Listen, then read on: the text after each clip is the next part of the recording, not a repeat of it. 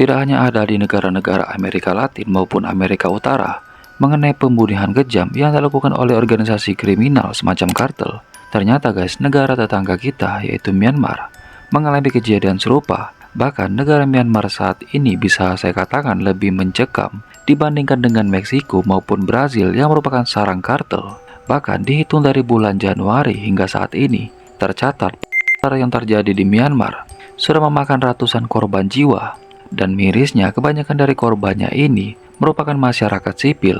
Bahkan ada beberapa video mengerikan yang tersebar di internet mengenai para pemberontak di Myanmar yang tengah membunuh para warga sipil dengan cara tak manusiawi, mulai dari mereka dor, dimutilasi, dan berbagai macam kejadian mengerikan lainnya.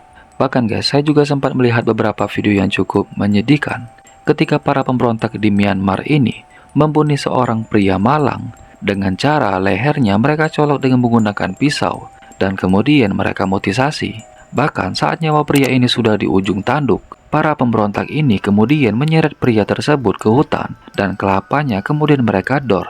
Ya, walaupun banyak warga sipil yang meregang nyawa atas kejadian ini, pemerintah Myanmar juga tidak bisa berbuat banyak.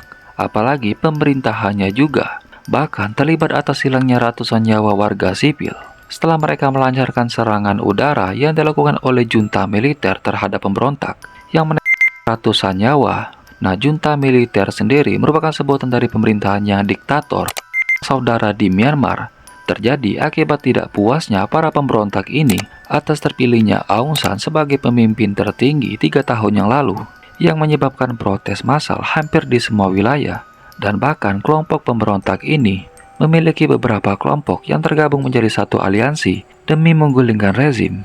Nah, jika kalian ingin membayangkan kondisi di Myanmar saat ini mirip seperti genosida yang terjadi di Palestina yang digabung dengan situasi mencekam yang ada di Meksiko. Entah kenapa berita mengenai konflik di Myanmar ini begitu senyap, apalagi sampai saat ini pun PBB maupun organisasi HAMA belum menemukan solusi untuk mengatasi masalah ini. Jadi wajar aja guys para warga di Myanmar, dan khususnya orang-orang yang sering kalian sebut sebagai Rohingya, melarikan diri dari negara tersebut dan lebih mengadu nasib mereka sebagai pelarian ilegal di berbagai negara, mulai dari negara kita yaitu Indonesia, Malaysia maupun negara Asia lainnya.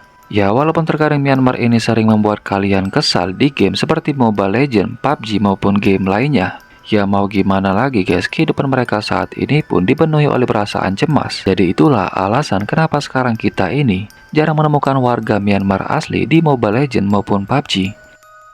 Oke lah guys, mungkin itu aja informasi singkat yang bisa saya sampaikan. Sampai jumpa.